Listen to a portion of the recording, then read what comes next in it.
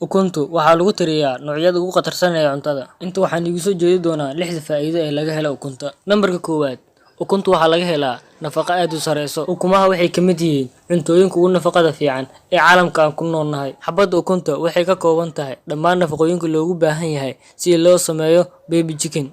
Xabad ukun ah oo biyo lagu kariyey waxay ka kooban tahay dhammaan nafaqooyinkan: Vitamin A, folate, Vitamin B5, Vitamin B12, Vitamin B2, phosphorus, iyo selenium. Ukuntu waxay kaloo ka kooban tahay Vitamin D, Vitamin E, Vitamin K, Vitamin B6, calcium, iyo zinc. Number 2, ukuntu waxaa laga helaa kolestaroolka fiican, kaasoo aan dhibaato ku sababeyn xididaha wadnaha. Xaqiiqada ayaa ah in ay ukuntu ka kooban tahay kolestarool zaa'id ah. Dhab ahaantii, halka xabo oo ukun ah waxay ka kooban tahay 112 milligaraam oo kolestarool ah, halka lagula taliyo dadka inay qaataan 300 oo milligaraam. Si kastaba ha ahaatee, waa inaad maskaxda ku haysaa in kolestaroolka cuntada uu daruuri u noqonaynin kolestaroolka dhiigga. Beerku wuxuu soo saaraa xaddiyo badan oo kolestarool ah maalin kasta. Markaad kordhiso qaadashada cuntooyinka kolestaroolka, beerku wuxuu si fudud u soo saari kolestarool yar. Si kastaba ha noqotee, waxqabadka ukun cunistu way ku kala duwan yihiin shakhsiyaadka. 70% dadka ukuntu kuma kordhiso bad kolestaroolka, 30% dadka kale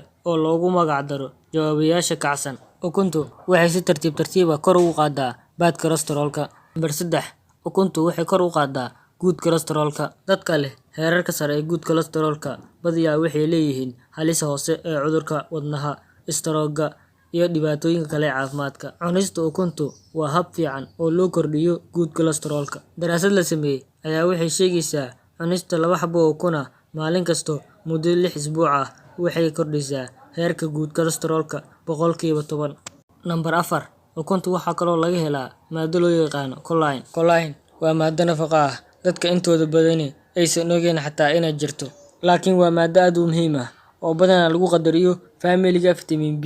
Choline waxaa loo isticmaalaa in lagu dhiso xuubabka unugyada, waxayna door ku leedahay soo saarista molecules-ka maskaxda, oo ayna weheliso shaqooyin kala duwan. Ukumaha oo dhan waa isha ugu fiican maadada choline-ka. Halkii ukun waxay ka kooban tahay 100 milligaraam oo maadada choline ah. Maadada choline waa nafaqo muhiim ah taasoo dadka oo dhan aysan u helin si dhammaystiran. Nambarka 5, ukuntu waxay hoos u dhigtaa cudurka wadnaha.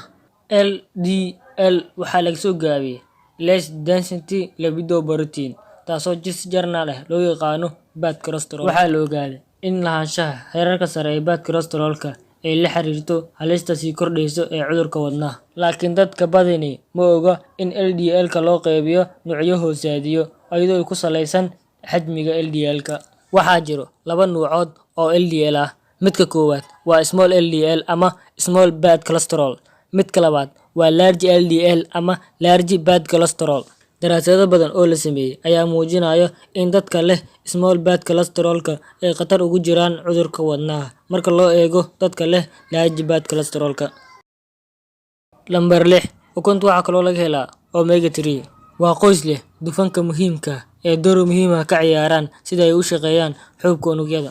Oil fish waa mid ka mid ah ilaha ugu caansan ee laga helo omega 3. Ukuntuna waxay ka kooban tahay nuuca omega 3 ee laga helo oil fish. Tani waxay ka dhigaysaa ukunta mid si gaar ah mid waxtar u leh dadka ka fogaaday ama aanan cuni karin kalluunka. Dufanada omega 3 waxay ku fiican yihiin waxyaabo badan laga bilaabo caafimaadka wadnaha iyo maskaxda iyo ilaalinta indhaha. Lambarka 7, ukunta waxaa loo isticmaali karaa miisaan dhimista. Ukumaha waxaan ka helnaa cufnaanta nafaqada leh iyo in la helo borotiin tayo sare leh.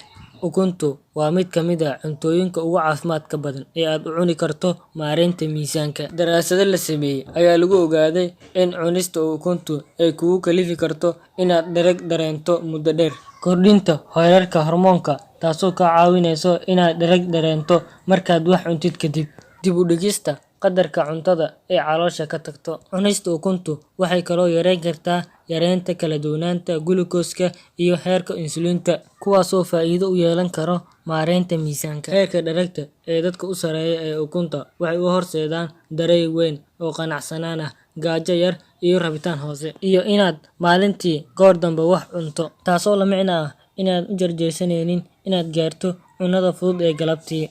Waad ku mahadsantahay daawashada muuqaalkan. Waxaa soo diyaariyay anigoo ah Kabtan Maajid. Haddaa ka heshay muuqaalkan subscribe saar, like-dana ha ka hilmaamin.